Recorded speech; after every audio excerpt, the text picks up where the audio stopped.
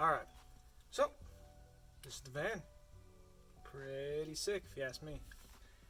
Here's the plan. There's quite a few things that we need to work on, but the end goal, we're going to remove these seats, this 2-bench, the 3-bench. We're going to be removing all the carpet on the floor, and then we're going to be putting in leftover hardwood floor from when we did our house, and I'm going to be building a bed along this wall, which is kind of opposite of how most of the Westfalia's camper vans go, because usually they have the bed as the bench that folds down, and then they have all the sinks and cabinetry on this side. So I'm wanting to put an L-shaped bench along this wall right here that comes back and meets up with the cabinetry that goes along this wall.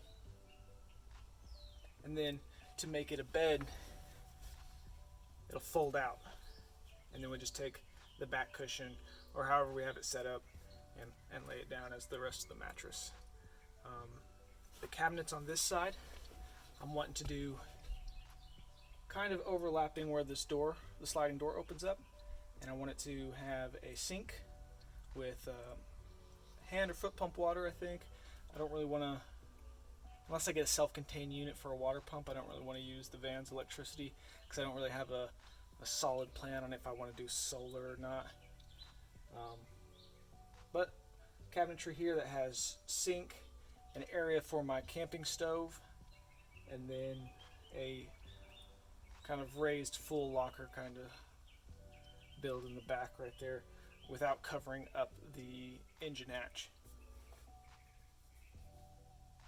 So, I mean, it may not look very big in the camera right now, and honestly, it's not very big, but for me and Brooke, we're both really small people. It's plenty of room.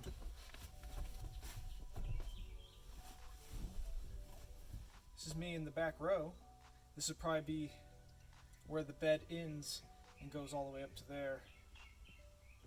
And then that leaves this whole area right here, a little common area whenever the bed is folded up.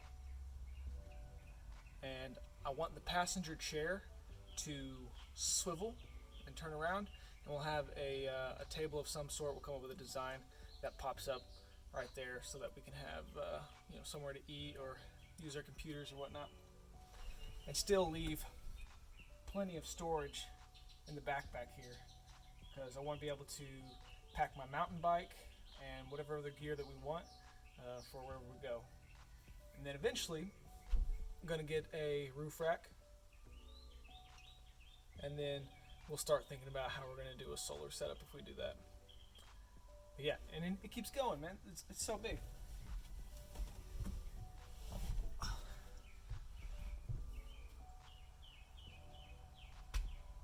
So I think that this is going to be a pretty awesome camper when I'm done with it.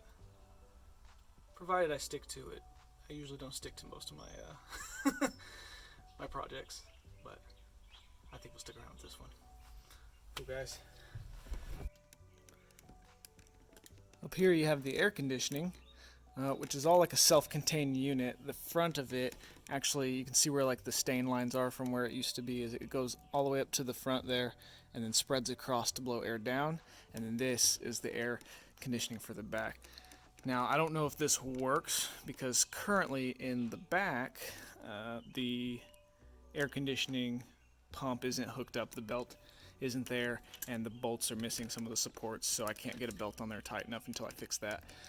But good thing it's going into winter now and I won't need air conditioning. But I also don't know if inside these run off like old school Freon-esque coolant systems, and I don't know if it's in any good condition or not.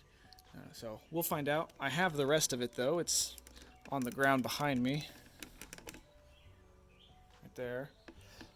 So I don't know if it works or not.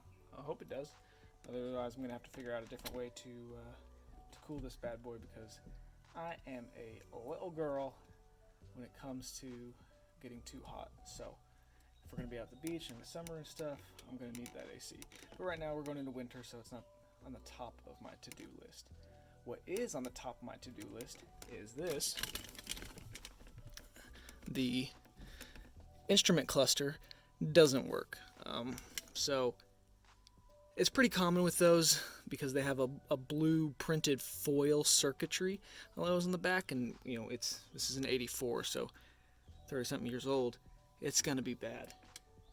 And so I bought a replacement part, which is like a little computer box that has wires that hook directly to each of those things instead of just that blue little circuit board stuff. Other things I need to fix before we really get going is it shifts into gear fine. You know, it pulls, it doesn't slip, so there's nothing wrong with like the clutch transmission. But this thing is sloppy all over the place. So I got some new bushings to go ahead and put in there to try and tighten that all up, and hopefully that'll solve that little problem. And then the brakes probably haven't had their fluid changed or been, you know, purged or anything in forever. The last time this vehicle was registered was 2013, I think. That's what they said whenever I went and got the plates. Yep. So I need to fix that. I need to probably just bleed the brakes and they'll probably be fine. But I'm sure it's not too bad to replace the pads and stuff in these. I need to change out this little. So this is where the battery's held, is behind the seat, which is really cool because there's room over there on the driver's seat to do the same thing. I don't know what this is. Dude hooked together like 4 golf cart batteries to run this bad boy. So I need to put a regular battery in there. I'm not going to play with that stuff because that's just silly. But I might keep them and save them for something else, right? Let's see what else needs to be fixed before we start working on it. The heater is under the seat right there. It's a little dirty down there, but honestly not bad for what I was thinking it was going to be. Everything was pretty clean in this. Don't know if it works. Probably does. Who knows? We'll find it out. But the big things, you know, we got to fix up the surface rust that is on the outside here. Luckily, one of the big reasons why I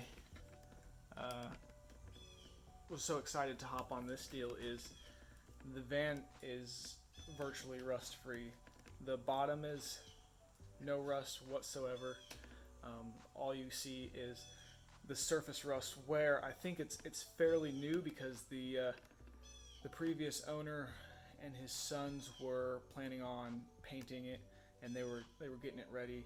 That's why I'm missing door handles, and they just never got around to doing it. So I'm gonna clean that up. That stuff should come right off, and then we're gonna paint the top. I don't know if we're gonna paint down here yet. We'll see. I kind of like, everybody likes a good rust bucket look with patina and stuff, but I feel like there's not enough patina on this to make it, you know, worth keeping it like this. So we're gonna paint the top, and we may leave the bottom, but we'll probably eventually paint the bottom too. Need to replace my door handles, like I said, because this one's totally missing. This one's here. I already got a replacement for the driver's side because it doesn't have one. And really, that's all that really needs to happen to make it, you know, a viable driver, I think. Provided I don't find any other issues once I'm going through here. But yeah, overall, it's just super duper clean. And I got wires stuck on everything. Small garage, so everything's a mess, but yeah. I think this is going to be nice. I think we're going to leave this headliner in just because it's in such good condition. It's hard to find them, and it needs to be cleaned up a little bit, so we'll wash it a little bit. But overall, it's in great condition. Let's see, what else do we have that I need to fix? Oh, the obvious one is these bad guys. because I'm using a old mop handle to hold up the gate right now. So I gotta replace these, which is gonna be cake. Just gotta buy the parts. Eventually I think all these seals should be replaced around the windows and doors, but for the most part they're generally in good condition right now. Let's make our way around.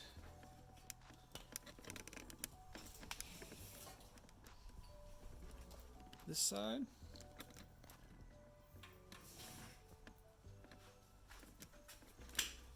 And you'll see here's the surface rust.